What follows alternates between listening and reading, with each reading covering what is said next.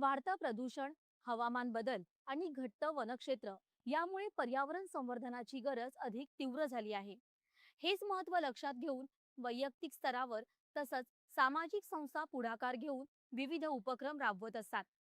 पर्यावरण संवर्धनाची ही गरज ओळखून वाशिम जिल्ह्यातील माहुली येथील पर्यावरणप्रेमी निखिल चव्हाण यांनी 23 प्रजातींच्या सुमारे 15 लाख वृक्षबियांचं संकलन केलंय.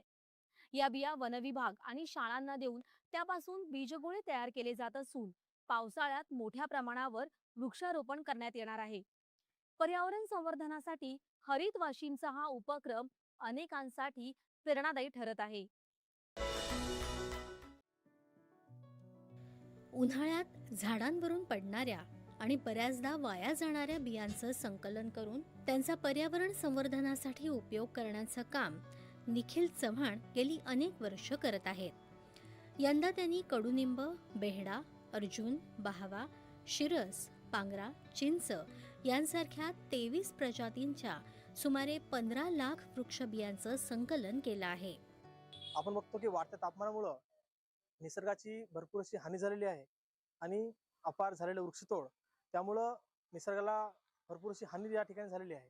म्हणून निसर्गच आपल्याला त्या हानीला भरपाई म्हणून उन्हाळ्यामध्ये लाखो बियांचा प्रत्येक विविध प्रकारचे झाडांचे लाखो बिया आपल्याला देत असतो. तेच आम्ही संकलन करून दरवर्षी आपण पावसाळ्याच्या अभावी म्हणजे पावसाळा आधी सीडबॉल तयार करतो आणि उर्वरित आम्ही यावेळेस 15 लाख बियांचं संकलन केलेलं असून ते सर्व बिया आम्ही वन विभाग, वाशिम, मानोरा तसेच विविध शाळांतर्गत सीडबॉल तयार करून विविध ठिकाणी जंगलामध्ये ते आम्ही टाकणार आहे. संकलित करण्यात आलेल्या बियांपैकी मोठ्या प्रमाणावर बिया वन विभागाच्या वाशिम आणि मानोरा कार्यालयात सुपूर्द करण्यात आल्या आहेत.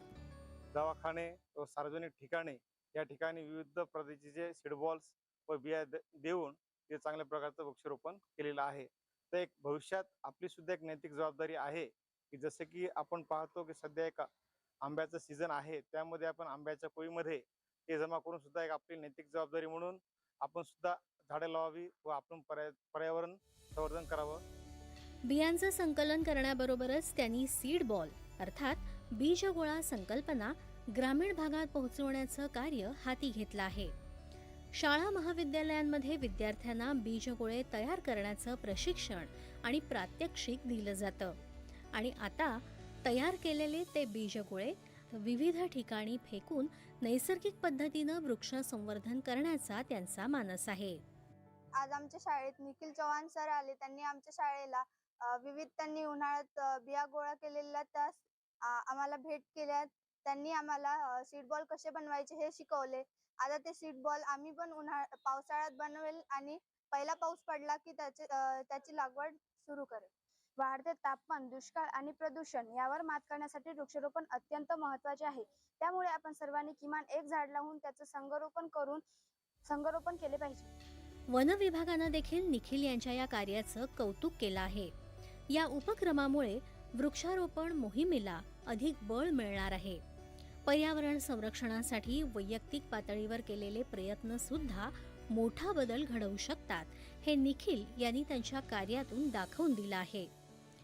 लाखो वृक्षबियांचं संकलन आणि वृक्षबियांच्या माध्यमातून हरित वाशिमचा संकल्प साकार करण्याचा हा त्यांचा उपक्रम अनेकांसाठी प्रेरणादायी आहे.